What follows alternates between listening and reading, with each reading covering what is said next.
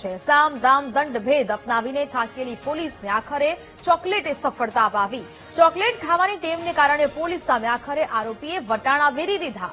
રાજકોટમાં રાજવી પરિવારને લૂંટનારા આરોપીઓની પૂછપરછમાં સનસનીખેજ ખુલાસો થયો। પૂછપરછ દરમિયાન એક પણ શબ્દ ન બોલનારા આરોપીને ચોકલેટ આપતા પોપટની જેમ બોલ્યો। પોલીસે આરોપીની કબૂલાત માટે અનેક પ્રયાસ કર્યા છતાં પણ મોઢું નહોતો ખોલતો।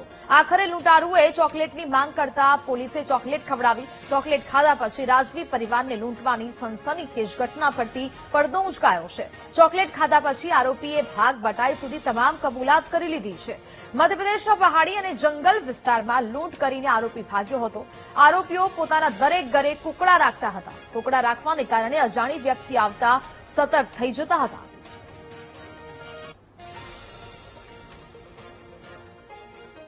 આ ત્રણ જે આરોપી પકડાયા હતા આમાં બનસિંહ, શેતાન અને દિનેશ આ ત્રણ આરોપીઓને નામદાર કોર્ટ સમક્ષ અરેસ્ટ કર્યા પછી રજૂ કરવામાં આવ્યા અને નામદાર કોર્ટ તરફથી 5 દિવસનો રિમાન્ડ આમાં ગ્રાન્ટ કરવામાં આવ્યો છે અને હાલ અમે લોકો સીન ઓફ ક્રાઇમ જે છે જે પૂરો ક્રાઇમ બન્યો એનો રિકન્સ્ટ્રક્શન પંચનામો થઈ ગયો છે અને આરોપીની નિશાનદેહી ઉપર જે વેપન જો લાયસન્સ વાળો વેપન હતો ભોગ બનનારનો આ વેપન ઢોલરા ગામથી એક વાડીમાંથી રિકવર કરવામાં આવ્યો છે। આ આરોપી જો મેન આરોપી પકડાયો એને ચોકલેટનો વધારે શોખ છે તો કે ચોકલેટ અમારે ખાવાની છે તો ચોકલેટ ખવડાયા પછી પ્રોપર તરીકાથી જો ઇન્વેસ્ટિગેટર છે એની સાથે વાત કરી અને અમુક અલગ અલગ ક્રાઇમ્સમાં અલગ પોલીસ જો અલગ અલગ મેથડ્સ ઇન્ટ્રોગેશનમાં યુઝ કરતી હોય છે તો આમાંથી એક મેથડ છે કે કોઈ ખાવા પીવાની જો વસ્તુ એને ગમતી હોય તો પછી આરોપ